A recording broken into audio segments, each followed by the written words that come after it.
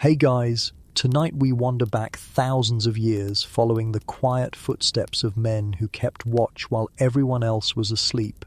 Imagine it, the Nile is swelling under the dusk sky, reeds swaying like tired dancers, frogs croaking in patient chorus, and somewhere in the distance a lonely jackal yelps at nothing in particular. You're out here not because you volunteered, but because this is your shift, and the city trusts you not to nod off. You're one of the night watchmen, and your job is, well, not exactly glamorous. You mostly walk in circles, lean on your staff, and pray nothing happens until dawn. You probably won't survive this career long term. Between crocodiles, thieves, and boredom, the odds aren't in your favor. So before you get comfortable, take a moment to like the video and subscribe, but only if you genuinely enjoy what I do here. And while you're at it, I'd love for you to post your location and your local time in the comments. It always amazes me how scattered across the world we all are, sharing this strange little ritual of drifting to sleep with history. Now, dim the lights, maybe turn on a fan for that soft background hum, and let's ease into tonight's journey together. The air is cooling after a sun that never seemed to let up. By day, the heat clings like a damp cloak. At night, it eases into something bearable, and even the flies retire. The city has a hum, but now it's more like a whisper. Pots clinking as families put away their suppers, goats bleating a last protest before being herded indoors, and children finally shushed into silence. You take your post near the riverbank. The Nile looks black, an endless ribbon that swallows the moon. You stand in sandals already dusted from the day's walk, a simple tunic of linen, maybe dyed a faint russet or indigo if you're lucky. There's no armor. Forget about helmets, your greatest protect. Shin is how boring your job is. Nobody's here for glory. The pharaoh won't carve your name into stone for staying awake past midnight. Your staff is plain wood, smoothed by years of other hands gripping it for balance. Some watchmen carve little patterns into theirs to pass the hours, spirals, fish, even crude jokes no one will admit to. You hold an oil lamp and the flame wobbles in the faint breeze. Oil doesn't come cheap, so you shield it carefully with a hand, because if it goes out, you'll have to stumble back toward the nearest brazier and beg a relight. Lamps were precious, clay bowls with a tiny spout, wick bobbing in oil that smokes up your nose. Every step you feel the smell cling like roasted olives but heavier. Historians still argue whether the role of watchman was official police work or just a community duty rotated through neighbours. Some records show men assigned by scribes to stand guard, almost like jury duty. Others suggest certain families made a profession out of it, fathers training sons to pace silently and listen for suspicious noises. Maybe the truth was both. Sometimes an honour, sometimes a burden, never exactly heroic.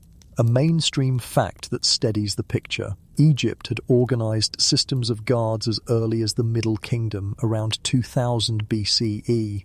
They weren't just palace guards, but also town sentinels, standing by gates and walls to ward off thieves or restless drunks. And they weren't armed like soldiers. Think of them as more night caretakers than warriors. But here's a quirky tidbit. Some papyrus fragments mention guards tasked with shooing away stray pigs and dogs. Imagine being told your sworn duty is to wave a stick at a wandering hog that's gotten into the market stalls. You're not saving the pharaoh, you're saving someone's basket of onions. And yet, the onions matter, because food is wealth. The stars are overhead now, thick and clear. The desert doesn't waste moisture on clouds. The Milky Way feels like a path itself, brighter than any torch you've ever lit. You lean on your staff, watching your own breath fog slightly. From somewhere upriver, a faint drumbeat echoes. It could be a priest marking ritual time, or maybe just a fisherman thumping his boat to scare fish into nets. You wonder if the gods themselves get bored of these sounds repeating every night. You're tired. The hardest part of the job is not an enemy, not even a crocodile. It's your own eyelids. The silence is heavy, pressing down, and you can almost hear your body reminding you there's a bed at home, straw mattress waiting, with maybe a child curled up on the edge because they couldn't sleep. but you stay put, because you know if you wander off, the scribe will write your name in a record somewhere, and shame lingers longer than fatigue. A frog croaks louder than the rest. Your hand grips the lamp tighter. For a moment, every shadow looks like a person crouched. You squint, but it's only reeds swaying in rhythm with the current. That's the thing about the night. It multiplies every suspicion. A trick of light, a gust of wind, the cry of an owl. Suddenly, it's an enemy, and you have to talk yourself down. And you do. Because your real weapon is patience. You learn the landscape so well that you know which noises belong and which don't. You know the steady splash of water against stone steps. You know the rustle of papyrus reeds in breeze versus the snap when a goat blunders in. These become your lullabies. You're awake, but barely. The river glimmers again. You wonder how many centuries it's been doing this exact same thing, carrying silt, reflecting stars, and lulling bored men into half-dreams. Somewhere in Thebes, some priest is looking at the same river and thinking it's divine. You're just thinking it's wet and probably has mosquitoes waiting for your ankles. You swat at one, muttering to yourself, "The gods must laugh." Here you are, sworn guardian of the city, and your greatest battle tonight is with an insect the size of a grain of rice. You chuckle. It keeps you awake. You even make a bet with yourself. If the next mosquito lands on your left arm, maybe that's the sign your shift will pass without incident.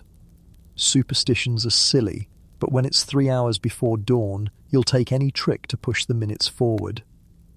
You hear footsteps behind you. Another guard, yawning so wide you think his jaw might crack. He scratches his head, adjusts his indigo cloak, and nods. No words needed. You both know you're trapped in the same slow crawl of hours. He leans on his staff, and you settle again, side by side, two silhouettes against the ancient river. The city sleeps, and you keep watch. The flame of your lamp still trembles as you shift it from one hand to the other. You stare at its glow for a long while, because the glow is more company than your fellow watchman who's already shuffled off to his next circuit. It's just you again, alone with the tools of the job. Nothing fancy, no dazzling armor or glittering swords, just the basics. A staff, a lamp, and maybe, if you're lucky, a protective amulet dangling around your neck. Your staff feels heavy tonight. It's only wood smoothed down by years of use, but when you're tired, everything feels like stone. You roll it in your hand, feeling the grooves where some earlier guard carved lazy spirals into it, perhaps just to stay awake. That's the thing, you inherit not just the duty, but the boredom of every man before you. The marks are little survival strategies etched into the wood. The lamp is another story. You shield it with your palm as the breeze picks up off the Nile. The wick flickers and the smoke twists upward into your nose, tickling until you sneeze. Oil isn't cheap, so you keep your hand close to guard it. Imagine having to explain to the scribe that the light went out because you sneezed too hard. You can already hear the ridicule from the other guards. And then there's the amulet. A simple bead or two strung onto a bit of flax thread. Maybe it's in the shape of an eye of Horus, or a tiny frog, or just a lump of faience that someone swore would protect you. Do you believe it? Maybe. Or maybe you just like the way it clicks against your chest when you walk, a rhythm that feels almost like a heartbeat outside your own. Historians still argue whether guards truly relied on magical trinkets for confidence, or if that's just a detail scribes love to exaggerate. Either way, it helps you feel less small under all that starlight. A mainstream fact anchors this scene. Oil lamps like yours were essential tools of ancient Egyptian life.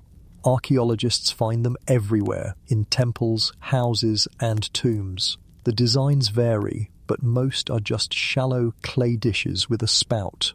A wick soaked in animal fat or sesame oil burns low and smoky, but steady enough to guide a night watchman's steps. Without it, the dark would swallow everything. Here's a quirky tidbit. Some guards carried little clappers or rattles made of wood or bronze. Not weapons, not alarms in the modern sense, just noisemakers to show they were awake. Imagine pacing through the city at midnight, clack, clack, clack, clack, reminding people you're not asleep on duty. It's less threatening than comforting, like a soundscape of vigilance. Of course, it also probably annoyed any insomniac who actually wanted peace. You shift your staff to your shoulder and adjust your cloak. Indigo cloth catches the faint moonlight, a shimmer like water frozen in fabric. The lamp glows against the russet sash tied around your waist. You look the part of a guardian, even if most of your battles are with mosquitoes and shadows. You walk along a wall now, clay bricks warm even at night from the sun's lingering heat. The lamp casts small circles on the plaster, illuminating graffiti scratched by idle hands during the day. Names, prayers, and crude drawings stretch along the wall like a communal diary. You wonder how many of those words were written by people who trusted you tonight to keep them safe. Your staff taps rhythmically against the ground, each step making a dull thud. It's not for intimidation, it's for you. A metronome to fight the pull of sleep. Step, thud, step, thud. The sound tells you you're still moving, still present. Because if you stop moving, well, you know how tempting it is to lean against a wall, close your eyes and just rest for a moment. That's how scribes end up writing your name in the disciplinary scrolls, and nobody wants that. The night is quiet, quieter than seems possible. Sometimes you wonder if quiet itself is your enemy. The lack of noise plays tricks on you. A bird ruffles its feathers in the reeds, and your staff is up in a heartbeat. But it's nothing, always nothing. And yet your pulse races as if you'd fought an intruder. That's the absurdity of the job. You spend more energy calming yourself down than fending anyone off. But there are comforts too. You smell baking bread from a late-night oven. Some families bake at odd hours so they'll have fresh loaves by dawn. The scent drifts across the alleys, warm and sweet, teasing your stomach. You picture a wife pulling a loaf from the clay oven, brushing off ash, setting it to cool. She probably doesn't even think about the guard outside inhaling it like incense. The lamp sputters again and you tilt it carefully, feeding the wick a little more oil. You mutter a joke under your breath. If this lamp dies, so do I. You grin at your own grim humour. That's joke number 1 for the night. You'll need 2 more to stay on schedule with yourself. You glance up.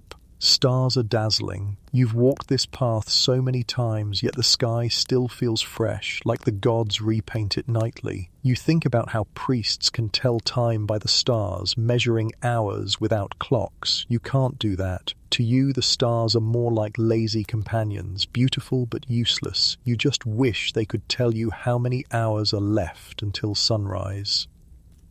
A thought sneaks in. What if you carved your own little star chart into your staff? You could notch marks each night, tracking the constellation's path. Maybe future guards would see it and wonder what bored soul drew maps on a stick. You almost laugh at the idea. There's a rustle from behind a wall. Your staff comes up instantly. Breath catches. Heart pounds. You step closer. Lamp raised. And there, just a goat, nose. Ing at a discarded basket. You exhale. Another false alarm. You shake your head, muttering, "You'll be the death of me, goat." That's joke number 2. You keep walking. The amulet swings with each step, catching faint glints of light. Maybe it works, maybe it doesn't. But for now, it feels like protection. You know that feeling is half the job, convincing yourself the night is manageable. The tools, the staff, the lamp, the amulet are less about fighting enemies and more about fighting fear. Somewhere down the lane, another guard clacks his rattle, a hollow echo bouncing off the walls. The sound comforts you. You're not alone, not really. The city is stitched together by these small noises, staffs tapping, lamps flickering, rattles clacking, a patchwork of vigilance. You take another step, settling into the rhythm, knowing the night is long but survivable. And that's joke number 3. Long but survivable, the motto of every watchman. You smirk into the darkness because if you don't laugh, you'll yawn. You turn the corner and there they are, the great city gates looming in the half-light. Mud brick walls rise above you, worn by centuries of wind and sun, patched here and there with newer layers of plaster. By day they're bustling with merchants, donkeys and guards straining to look official. But now, at night, they look like two sleepy giants leaning against each other, barely awake. And in front of them stand the watchmen, your comrades, or maybe just fellow sufferers.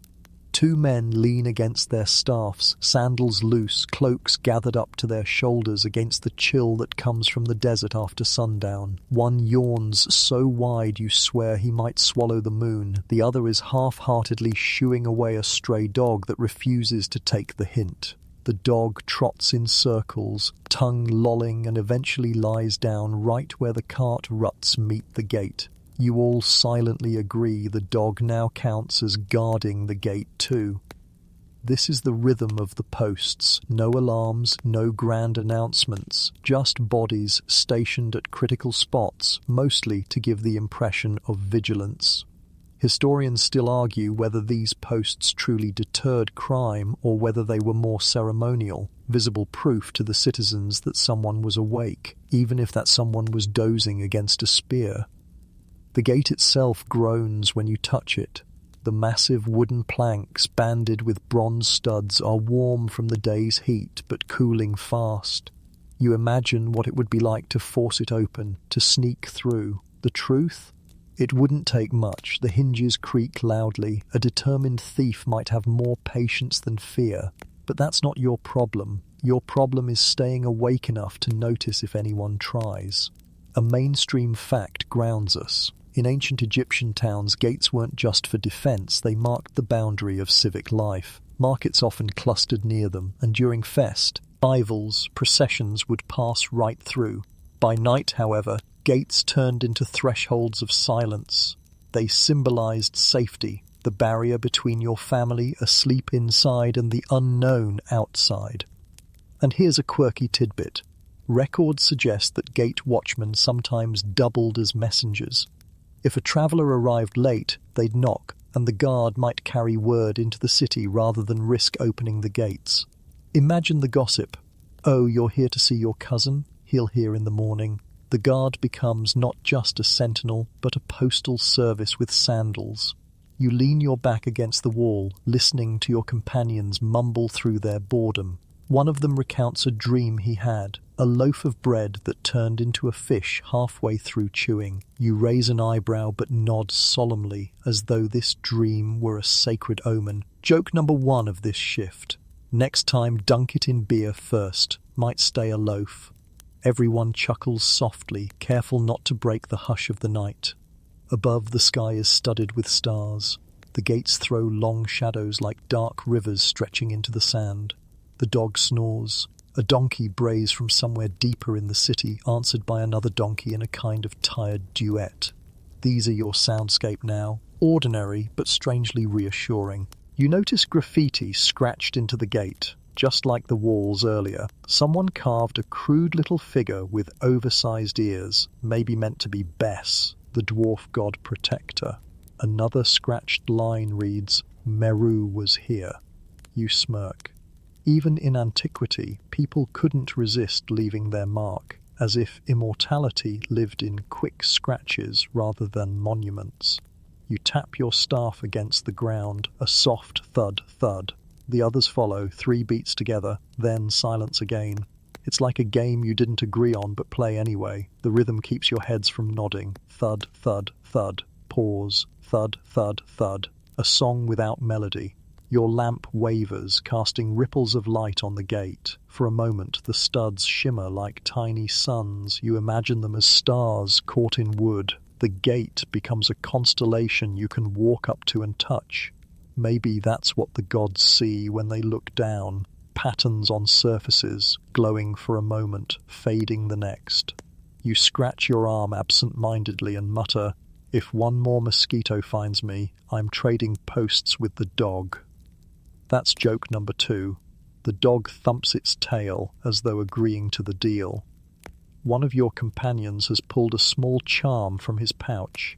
It's shaped like a frog. He kisses it once, tucks it back into the cloth and sighs. You don't mock him. Everyone has their rituals. Maybe the frog works, maybe it doesn't. Historians still argue whether these talismans were personal faith or widespread belief. But for men staring at darkness all night, even a carved frog feels like a soldier at your side. Time drips slowly, like honey refusing to leave a jar. You rub your eyes, stare at the horizon. The desert is black, endless, dotted only with faint glimmers where a caravan's campfire might burn miles away. Or maybe it's your imagination. The others seem to see it too, though, because one squints and says, "If the ball." At's raiders, they're moving slower than my grandmother. Joke number 3. You all laugh, more grateful for the laugh than the joke itself. You imagine what dawn will bring. Merchants piling in, children running, the smell of fish and onions. But that's far away. For now, it's only you three, the dog, and a gate that groans with every breath of wind. The night thickens, and the silence returns. You grip your staff, shift the lamp closer, and remind yourself your job is not to fight, your job is to be seen. A presence, a figure in the dark, proof that the city is watched. You may not be a hero, but you are here, and sometimes being here is enough. Your circuit takes you away from the gate and down one of the narrow alleys, the sort that twists and turns between mud-brick walls like a snake curling back on itself. The air here feels heavier, trapped between the clay surfaces. You lift your lamp, and the flicker paints shadows that lurch across the walls, shadows that look far braver than you feel. You remind yourself what your duties are, and they are surprisingly modest. Check the locks on storage rooms, nudge stray animals back to their pens, and occasionally hush a drunk whose singing grows too enthusiastic for midnight. The first stop is a small storeroom where grain is kept. The wooden bar across the door looks solid, though termites always threaten to chew away at anything left too long in the dark. You jiggle it, listen for the satisfying thunk, and nod. The city's stomach is safe for now. No thief sneaks away with sacks of barley tonight, not while you're around. You imagine explaining to your family that you saved the city's porridge supply, and they'd probably laugh harder than they clap. Still, it counts. A mainstream fact slips into your weary brain. Ancient Egyptian guards often doubled as custodians, responsible not just for warding off intruders, but for maintaining order around storage, warehouses, and docks. Their tasks blurred the line between soldier, policeman, and janitor. You're not above sweeping away a bit of sand from a doorframe if it means the hinges won't jam by dawn. And here's the quirky tidbit. Some papyri suggest watchmen occasionally sang or hummed as they walked their routes, not out of joy, but to reassure any listeners that they were awake and nearby. Imagine drifting off in your bed, half dozing, and hearing a guard humming a tuneless melody outside.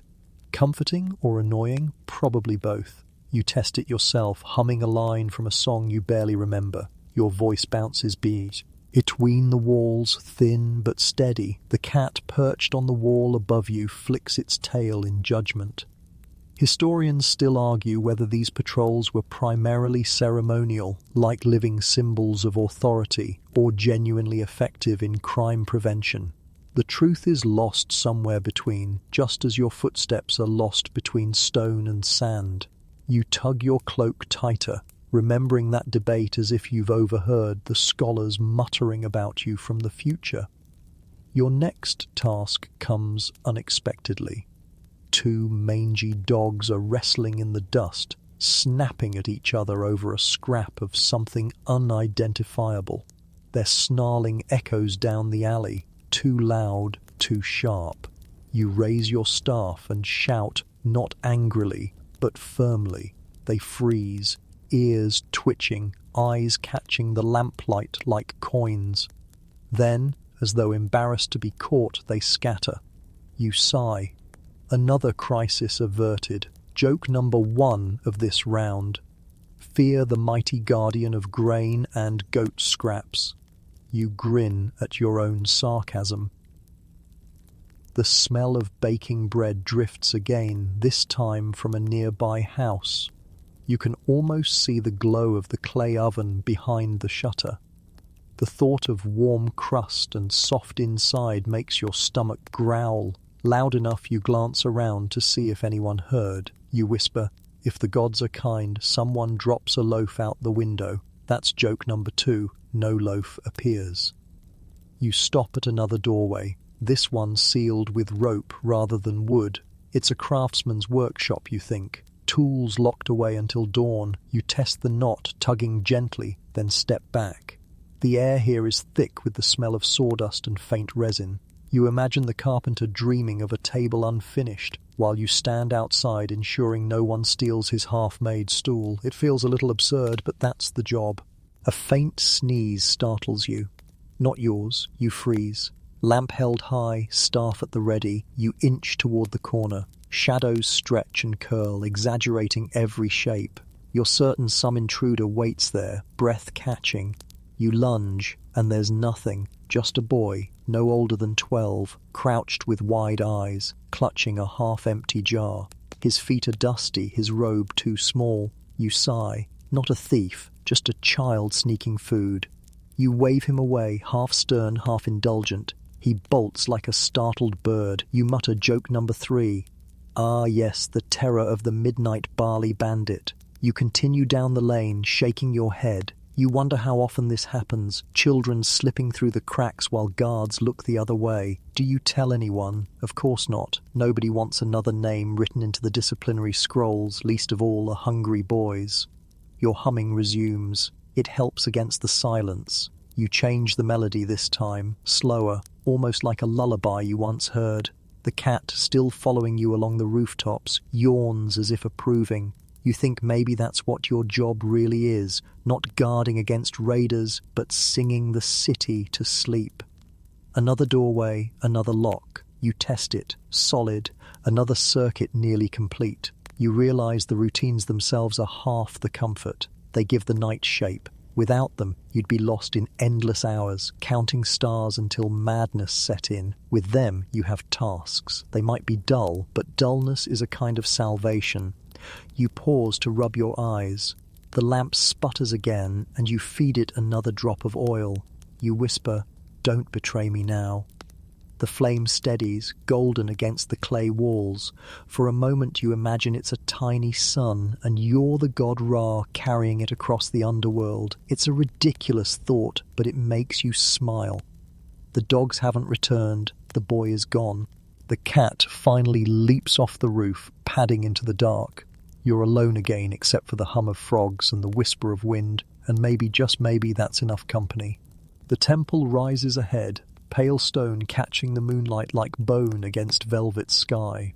By day, it's a place of noise, priests chanting, incense smoke curling, worshippers shuffling in and out. But at night it feels different, quieter, half forbidden. You step lightly, staff tapping against flagstones, and the sound seems to echo louder than it should. You aren't here to pray, you're here to guard, though sometimes the two blur together. At the entrance, 2 priests linger in saffron robes, their heads shaved, eyes half closed as they murmur verses you can't quite hear.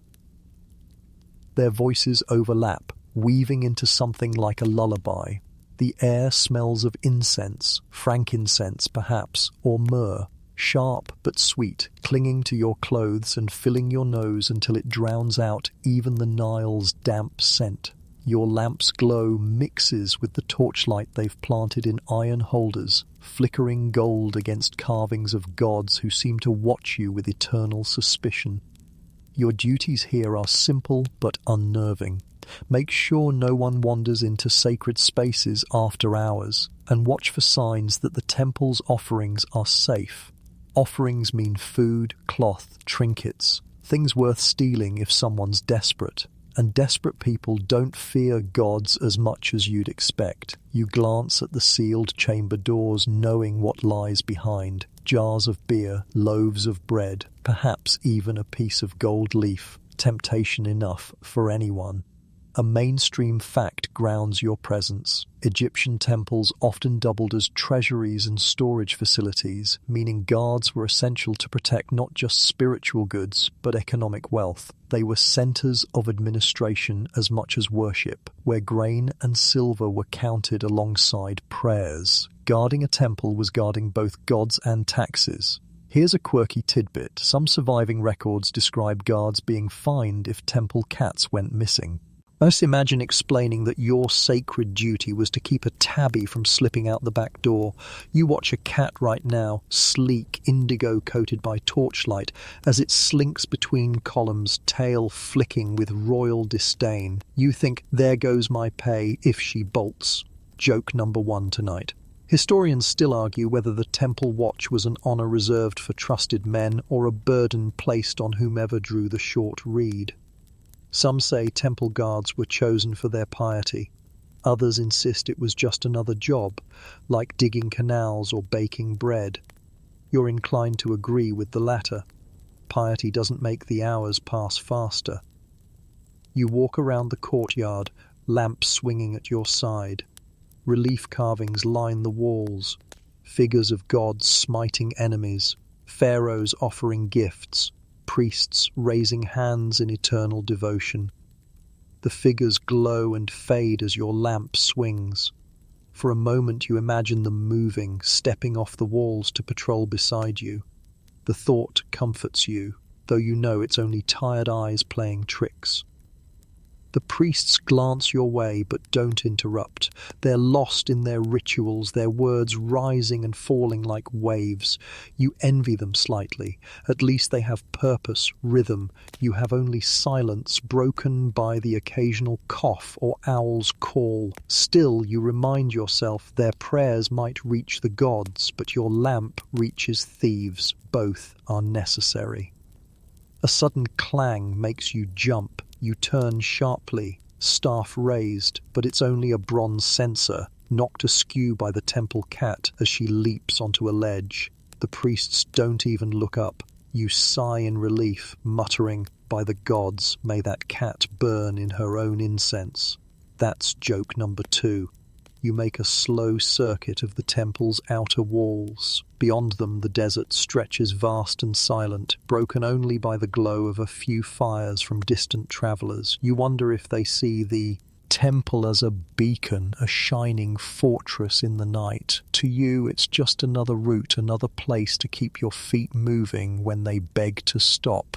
The torches crackle, spitting tiny embers into the air. You pause to warm your hands, the staff balanced against your knee. The heat feels good, chasing away the chill that seeps from stone at night.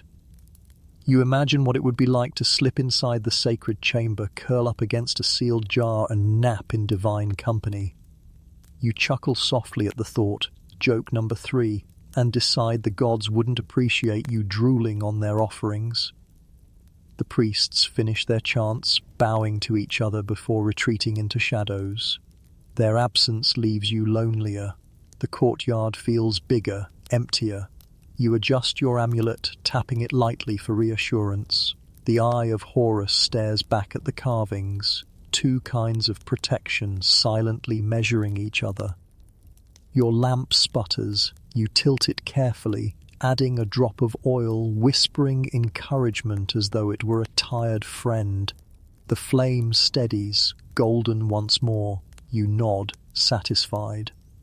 The temple doesn't sleep, not really, but you can almost pretend it does under your watch. The cat leaps down again, brushing against your leg before vanishing into the dark. You mutter, "Stay inside or I'll owe silver I don't have."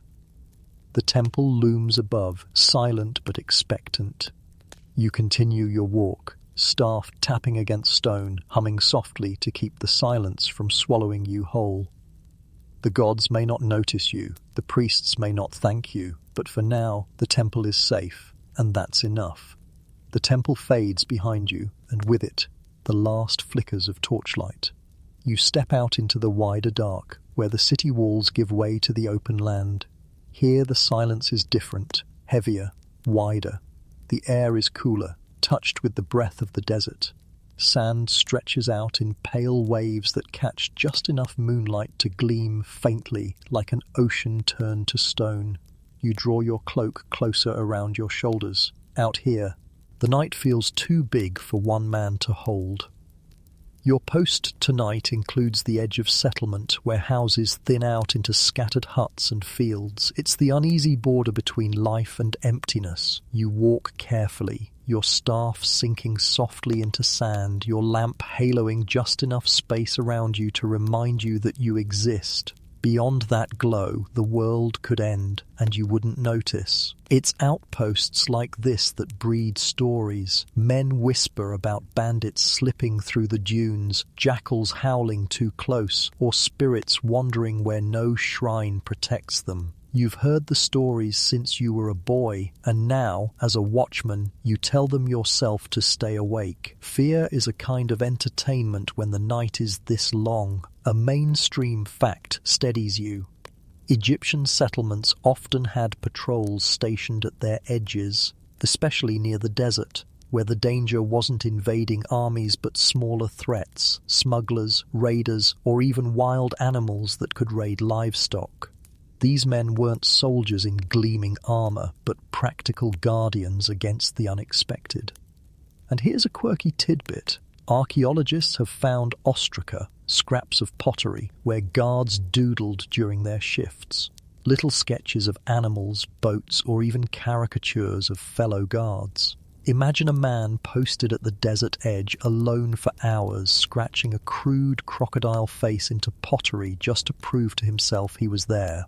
You tap your staff against your lamp absent-mindedly, thinking of those doodles. Maybe you'll carve something later yourself. Historians still argue whether these outer watch posts were consistent or only temporary, used when threats seemed high. Perhaps sometimes the desert edge went unwatched entirely, left to gods and luck. You glance out at the horizon and wonder which sort of night this is. The sand whispers under your sandals. The desert has its own so. And not silence, not really, but a shifting, restless murmur, as though grains are forever on the move, chasing each other across unseen slopes. You pause to listen. The faintest wind brushes your ears, carrying with it the smell of stone and dust. It's dry, sharp, so different from the Nile's damp breath. Out here you feel like two people, one standing firm on the earth and one dissolving into the vast dark. You stop at a low watch post, nothing more than a crumbling wall, half buried in sand. Someone once thought it was worth building, maybe years ago. You sit for a moment, resting the staff across your knees, lamp set beside you. The light flickers against the broken wall, making it look whole again for an instant. Then it fades back to ruin. You chuckle softly, joke number one. Even walls nap on duty out here. Your eyelids feel heavy. It's the vastness that does it. The city kept you sharp with its noises and smells. Out here, the emptiness lulls you, like being rocked by an invisible cradle. You fight it by humming again, louder this time, though the sound feels too small against the desert. The notes trail off into nothing, swallowed instantly. You imagine the dunes chuckling. Is that all you've got? A rustle interrupts you. Your heart leaps. You grab the staff, lamp shaking in your other hand. The light dances across the sand, revealing nothing, just the shifting dunes. Then you see it, a jackal, thin and wiry, eyes gleaming like chips of bronze. It freezes, watching you as intently as you watch it. For a long moment, neither of you moves. Then it snorts, unimpressed, and trots away. You exhale. Joke number 2. Jackal 1, Watchman 0. You glance back at the city. Its walls are small now, little more than shadows. You realize how fragile it all looks from here, mud brick against endless desert. The people inside probably imagine their world as solid, permanent, but from where you stand, it's a fragile island floating on a sea of sand. You wonder if the desert laughs at them too. The lamp sputters again, hungry, for oil. You pour carefully, muttering encouragement as though the flame is a stubborn friend. It flares, then steadies. You sigh in relief. Without it, the desert would devour you completely. You remember men who swore they saw lights out here, phantoms, ghosts, even gods walking across dunes. Maybe it was just lamps going out, eyes tricking themselves into seeing what they feared most. Another sound drifts to you, this time from far off, a faint, rhythmic thump. You strain your ears. Could be drums, could be hooves, could just be the desert mocking your imagination. Historians still argue whether outpost guards really faced raids as often as records claim, or if scribes exaggerated to justify the expense. Tonight, you're glad you don't have to find out. You shift again on the wall, stretching stiff legs. The staff rests against your shoulder, the amulet taps against your chest. You murmur a prayer, not loudly, not for the gods to hear, but for yourself. Let the night be boring, the best outcome. No raids, no thieves, no missing cats this time, just boredom. Another jackal cry echoes farther now. The desert edge is alive, but not with enemies, just creatures, shadows, and wind. You smile faintly. Joke number 3, if anyone raids us, I'll pay them in mosquitoes. The horizon remains dark, unchanging. The stars blaze brighter here than within the city walls. You trace constellations you don't know the names of, drawing your own. A man lying down, a loaf of bread, a crooked staff. You laugh quietly at your own inventions. The desert might be vast, but your imagination fills it. You rise again, pick up the lamp, and continue your slow patrol. The city behind you sleeps, the desert ahead waits, and you walk the line between them, a lone figure carving a small path of light through the endless dark. The Nile is never far, even out here near the desert's edge. You can hear it now, steady and patient, a black ribbon cutting through the night. You follow the sound, staff tapping against stone and sand, until you reach the banks where the water moves like liquid ink beneath the moon. The river is both friend and foe. It brings life, fish, fertile silt, trade boats, but it also hides dangers beneath its calm surface. Your task is simple. Walk along the embankment, keep an eye out for suspicious ripples or figures slipping into boats. But the truth is you're more afraid of what swims beneath than who might crawl above. Crocodiles are the river's true sentinels, and they don't clock out at dawn. You pause, lamp held high, its glow reflected in ripples that shimmer gold before vanishing into darkness. The reeds sway gently, whispering against one another. You lean closer, listening. Was that just wind, or something pushing through the stalks? You hold your breath, waiting. A frog leaps with a splash, and your shoulders sag in relief. False alarm, again.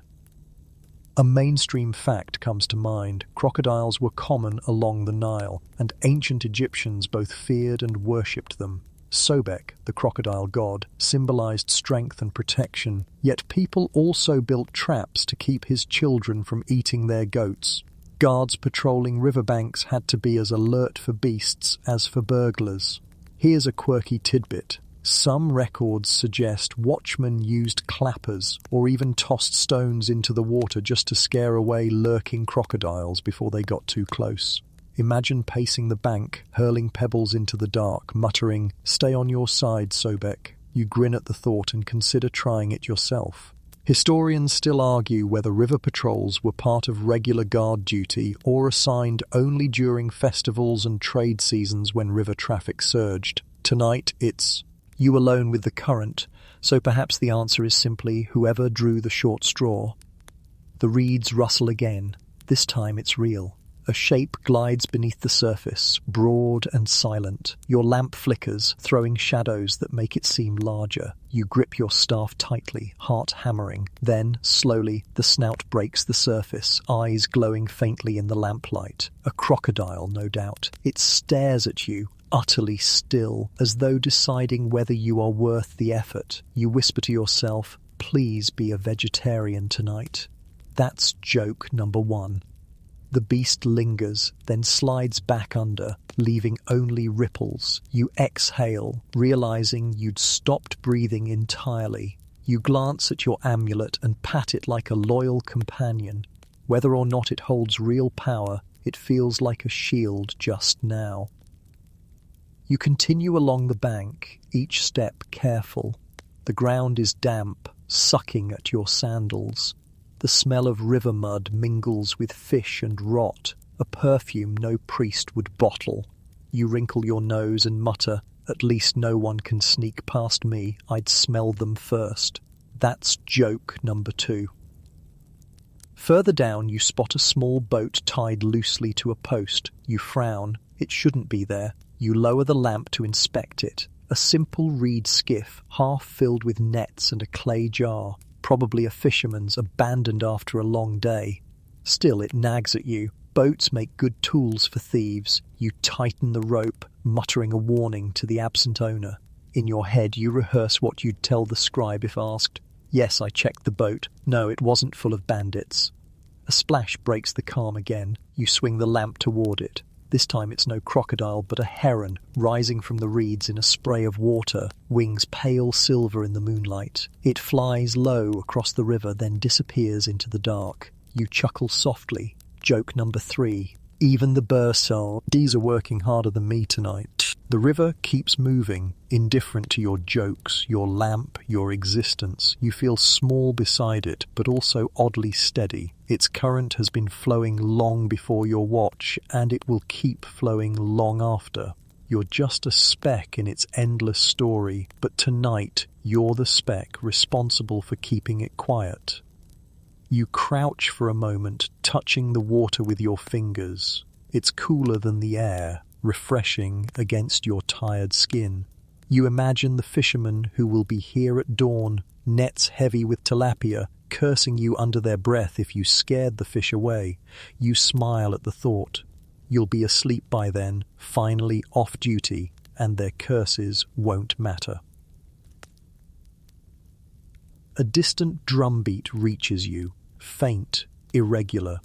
Could be from across the river, could be a ritual, could just be a fisherman striking his boat. You don't know, and you don't need to. It's background music for your slow patrol. The rhythm mingles with the croaks of frogs, the occasional plop of fish, and your own footfalls. It's not silence anymore, it's a symphony of small noises, proof that the world is alive even when most people sleep. You rise again, lamp steady, staff tapping. The crocodile doesn't return, the reeds sway harmlessly, the boat stays tied, the river flows unbothered. You keep walking, your shadow stretching across the water like a second guardian, flimsy but loyal. By the time you circle back toward the city, you feel both relieved and oddly proud. You didn't fight raiders, but you faced the Nile and its beasts, and you stayed awake. That, in its own way, is victory. You whisper a good night to Sobek, half mocking, half respectful. The river answers only with ripples, and you move on. The path bends back toward the city, where the outer walls loom like a tired guardian dozing in the moonlight. You know what's next. Shift rotations. The men who've been pacing since dusk are ready to trade places with the ones still rubbing sleep from their eyes. You tighten your sash as if to look more awake than you feel, and head toward the small clay guardhouse that squats by the corner of the wall. The building is unimpressive, just a single-room shelter of mud brick with a thatched roof, its doorway wide open to the night. Inside, a faint fire smoulders in a clay brazier, casting orange light over a few reed mats. 2 men sit cross-legged, chewing on crusts of bread, while another sprawls against the wall pretending he isn't about to doze off. As you approach, one of them perks up and grins. "Your turn, friend. We've warmed the floor for you." Shift changes are the lifeblood of this dull duty. Without them, the hours stretch into eternity. You trade nods, lean your staff against the wall for a moment, and accept a hunk of bread offered from a wicker basket. It's hard as stone, but you chew anyway, washing it down with a swallow from a clay jar of sour beer. It tastes like vinegar that forgot how to be respectable, but it eases the dryness in your throat. A mainstream fact to ground this: wages for guards were often paid in rations rather than coin, bread, beer, and sometimes onions. Beer wasn't luxury, it was staple. Even children drank it, though watered down. Guards depended on it to quench thirst and to soften the monotony of endless nights. Here's a quirky tidbit. Ostraka from work crews show men complaining about poor beer quality, even mocking supervisors who shorted them on rations. Imagine standing guard all night only to find your reward is a half-filled jar of sour liquid. You joke about it now, raising the jar to your companions. To our noble profession, may our beer be less terrible tomorrow. That's joke number 1. The man beside you laughs, crumbs of bread sticking in his beard. If it gets worse, we'll trade posts with the cats. At least they get offerings. You grin. Cats do seem to have a better deal. Historians still argue whether rotations were organised in strict shifts or simply improvised. Whoever was most awake took the next round. Records suggest both. Tonight, it feels more like negotiation than scheduling. One man rubs his eyes and insists he's good for another hour. Another groans dramatically, demanding relief. You all laugh, but beneath the laughter is relief. Relief that you're not the one forced to argue. You rise, brushing crumbs from your tunic. Another man joins you, adjusting his cloak, and together you step back into the night. There's comfort in company, even if conversation is sparse. 2 figures pacing side by side look more formidable than one, though both of you know you're more likely to gossip than grapple with intruders. The city wall hums with silence. The moonlight paints its surface pale silver, and your shadows stretch long beside it. The other guard yawns, stretching until his joints pop. You tease him. Careful, you'll scare the crocodiles with that roar. Joke number 2. He snorts and mutters something about trading his staff for a pillow. You both pause at a checkpoint, a narrow passage between houses where thieves might slip. You glance into the shadows, lamp lifted, and see nothing but stacked baskets and a forgotten clay jar. Still, you note it mentally. These little spots matter, even if most nights they stay empty. The other guard pulls a small lump of something from his pouch, a date, sticky with sugar. He tears it in half and hands you a piece. You accept gratefully, savouring the sweetness after dry bread. The sugar sharpens your senses, chases away the fog in your head. Better than beer, you mutter. That's joke number 3, and he nods in agreement. Your route takes you past a row of houses. The windows are dark, shutters closed, but you can hear faint snores and the occasional murmur of someone dreaming aloud. You showers.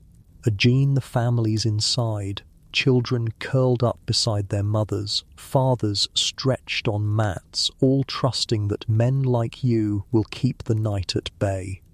It's a heavy thought, heavier than your staff, but you push it aside. If you dwell too much on responsibility, the hours will never pass. Instead, you talk with your companion, small talk, nothing deep, whose sandals wore out fastest. Which scribe writes the nastiest reprimands?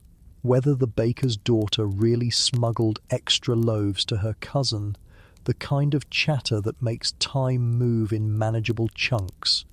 The desert wind hums around you, carrying your voices just far enough to remind you you're alive. Another checkpoint, another empty corner. You tap your staff against the ground, and he echoes the rhythm. Together you make a pattern. Thud, thud, pause, thud. It's silly, but it keeps you both awake. Eventually the route loops back to the guardhouse. The men inside have already stretched out on mats, faces half buried in cloaks, snores blending with the faint hiss of the brazier. You and your partner don't bother waking them. You'll take the next stretch alone. But the shared bread, beer, and jokes linger like warmth in your chest. You tighten your cloak again, lift the lamp high, and step once more into the darkness. The city sleeps. You do not. The rhythm continues. The lamp is steady in your hand now, the flame a quiet friend as you trace your path toward the quarter where wages are distributed. The promise of beer lingers at the edge of every guard's thoughts, and even though tonight's duty isn't payday, you can't help thinking about it. The joke among your fellows is simple. We're not paid in bread and beer. We are bread and beer. It feels true enough, standing here in the dark, stomach half empty, lips still tasting the sour bite of the last jar. Beer is currency, and you know it. The scribes measure wages not in coins but in jars, and those jars mean everything. A single guard can earn just enough to keep his family fed and clothed, provided the scribes don't short him. And they do sometimes, conveniently forgetting that jars crack, foam spills, or rats chew through reed lids. You imagine yourself arguing with a scribe, holding a dripping jar and saying, "This isn't pay, it's soup." Joke number 1. A mainstream fact steadies your reflection. Workers and guards alike in Egypt were often paid in rations. Beer, bread, onions and fish could form an entire month's wage. Coinage existed, but was far less common in daily life. The labour that built temples, dug canals and guarded towns was fueled by calories, not silver. Beer wasn't a luxury. It was survival, as necessary as water. And here's a quirky tidbit. The beer wasn't like what you'd imagine today. It was thick, almost porridge-like, made from partially baked loaves of bread, soaked and fermented. Sometimes it had chunks floating in it, and sometimes herbs were added for flavour. To modern taste buds, it might be closer to soup than ale.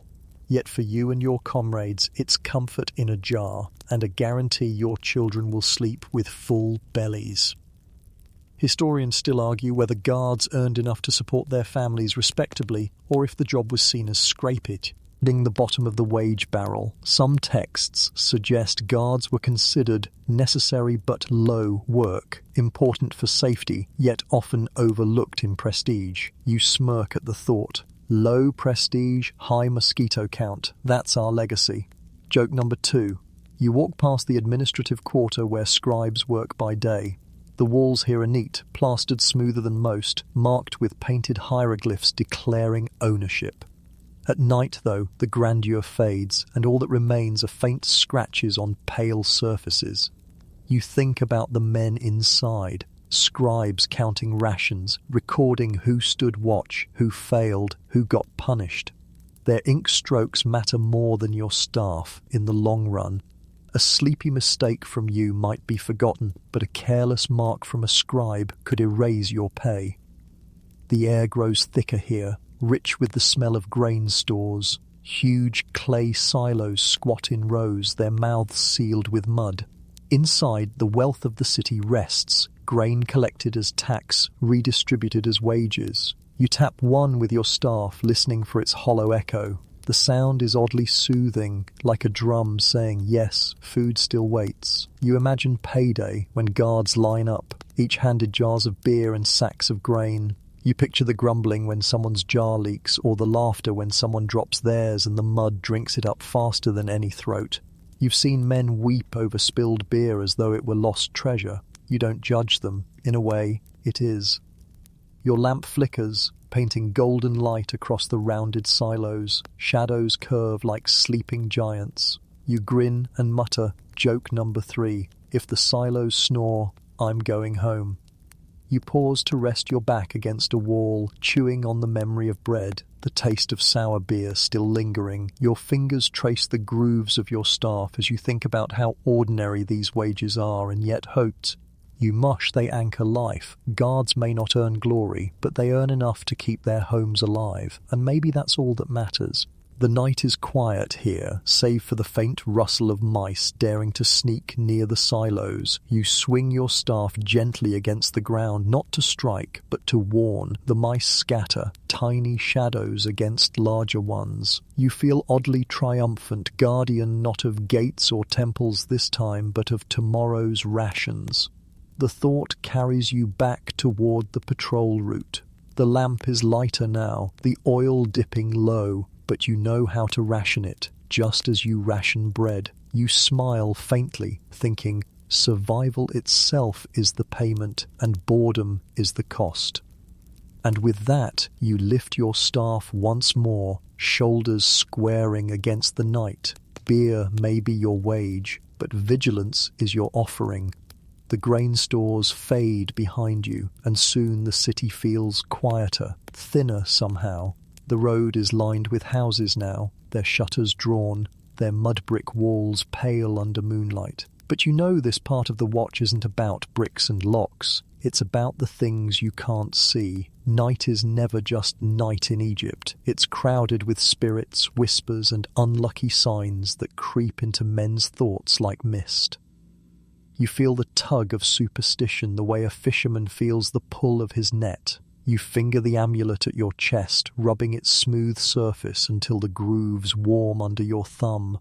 Tonight, you're carrying the Eye of Horus, but last week it was a frog. Everyone has their favourite. One man swears by a scarab, another by a bit of knotted cord. Nobody admits it aloud, but each of you believes at least a little. A mainstream fact steadies your steps. Amulets were everywhere in ancient Egypt. Rich or poor, everyone carried some charm against bad luck. Guards were no exception. Archaeologists find them constantly in graves. Tiny faience beads, eyes, animals, ankhs, all meant to ward off dangers seen and unseen. The guards had practical dangers enough, but the invisible on. Years weighed heavier in the silence.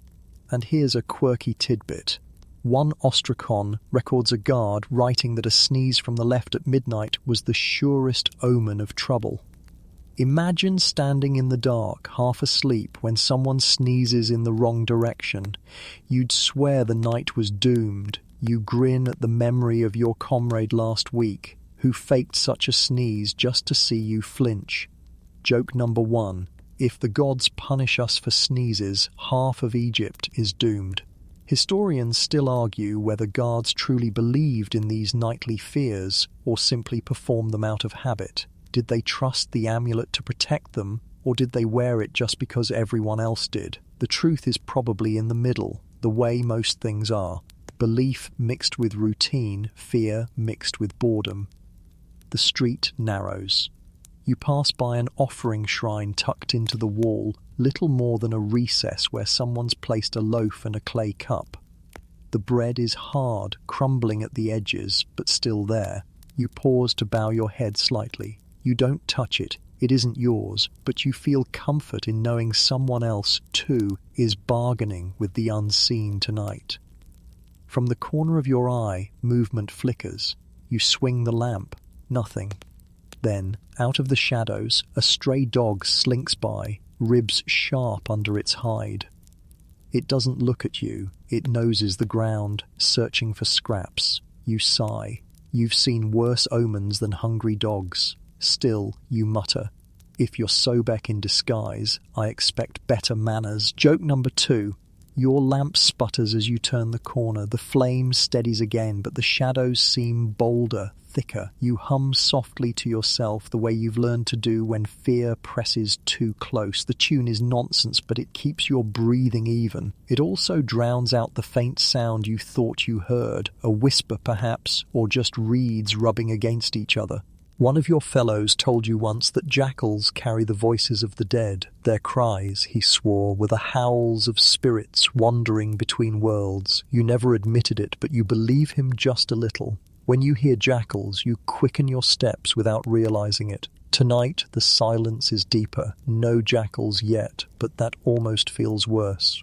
You stop by another doorway. The rope across it is intact. You test it anyway. Always test, never assume. That's the rhythm of the night. You think about how much of your job is really about reassurance, not protection. The locks, the ropes, the charms, signs that the world is still in order. You nod to yourself. Sometimes order is enough.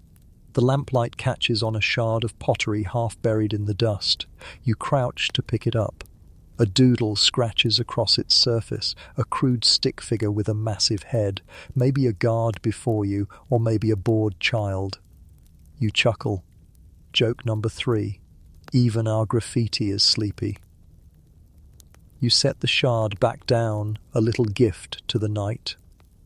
As you walk on, the air grows cooler. The stars blaze brighter. The houses seem smaller, humbler.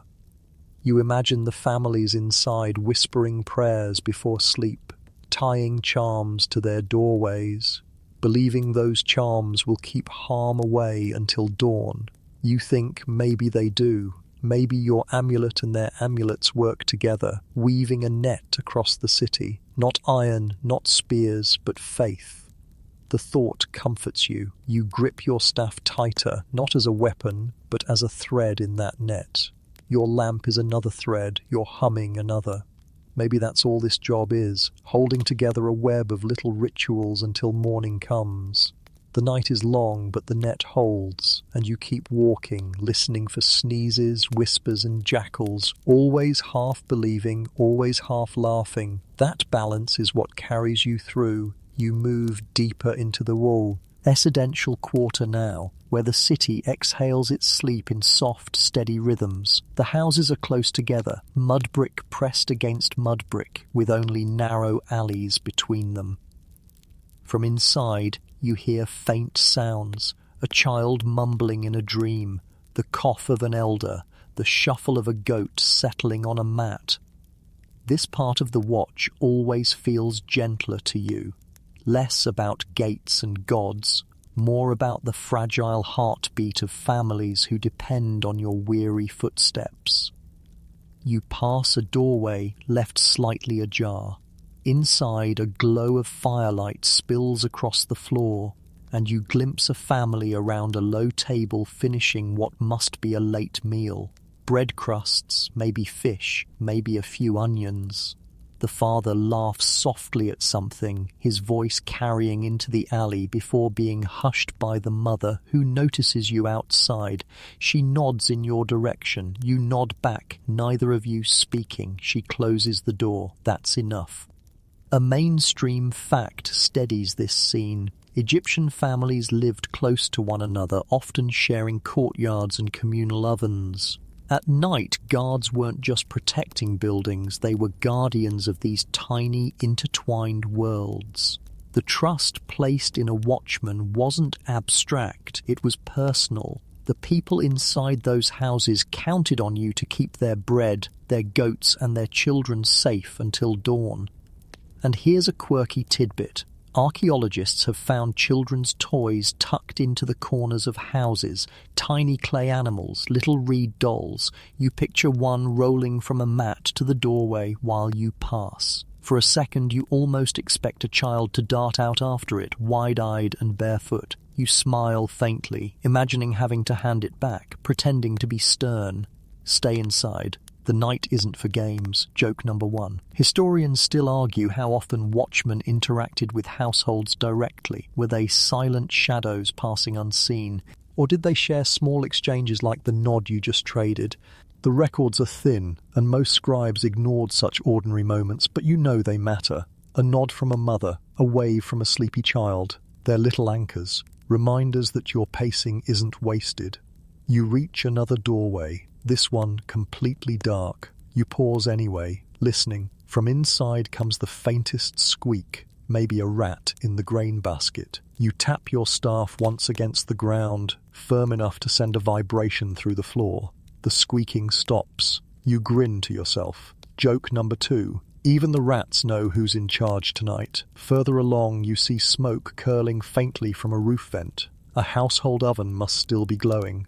Bread baked at night keeps until morning, and it spares the house the full heat of daytime fire. You breathe in the smell. Warm, nutty, comforting. It makes your stomach ache in that pleasant, torturous way. You mutter softly to your lamp, "If bread leaps out and lands in my hand, that's a sign from the gods." Nothing leaps out. You sigh dramatically. Joke number 3. The road bends, leading you toward the edge of the neighborhood where houses grow smaller, less plastered, more patched. Poorer families live here. Their doors are roped, their shutters uneven, but their trust in you is the same. You pass a tiny window where you glimpse a woman brushing her child's hair even though it's midnight. Maybe the child woke frightened, maybe she just couldn't sleep.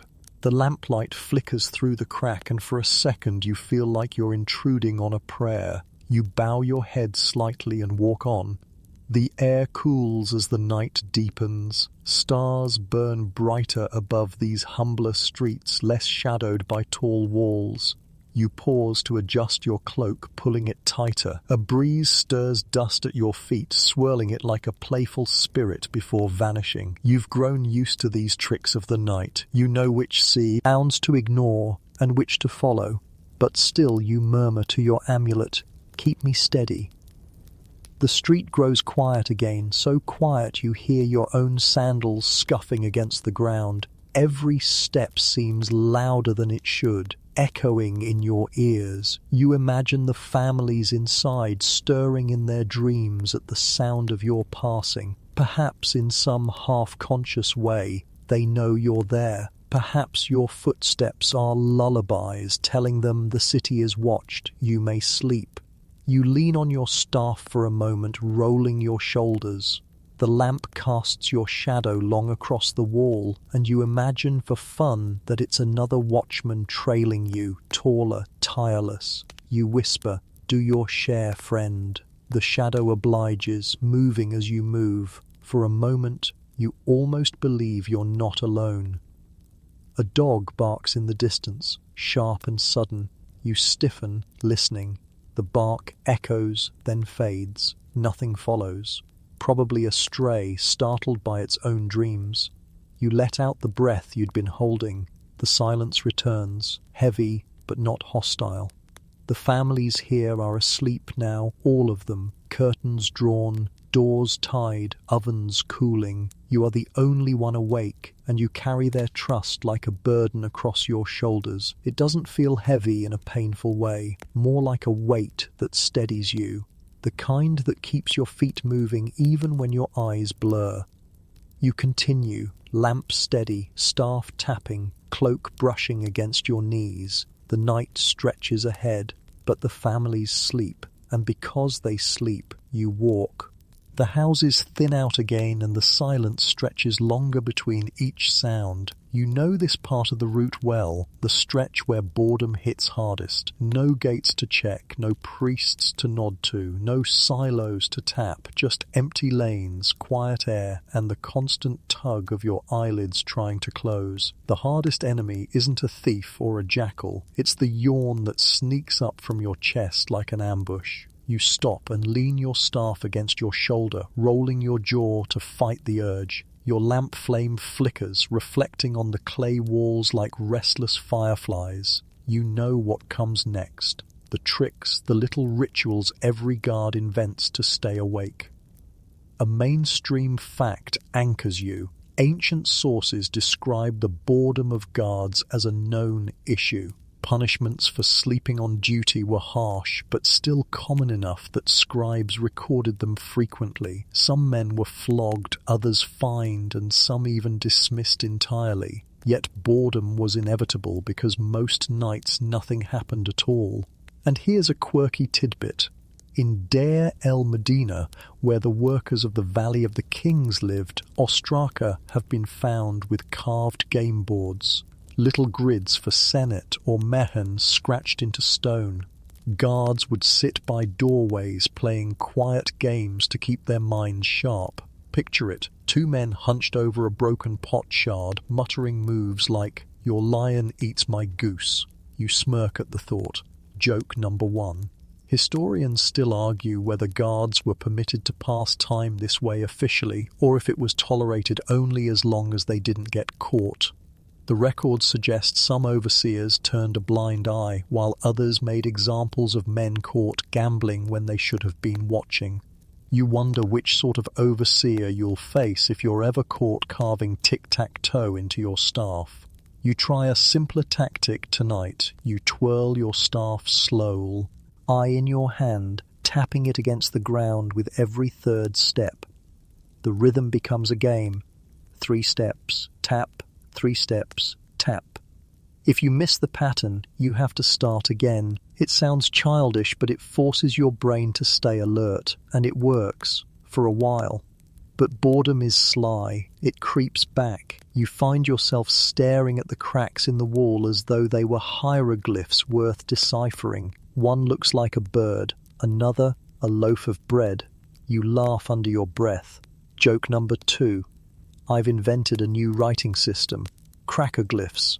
You imagine scribes taking you very seriously centuries from now. You glance upward.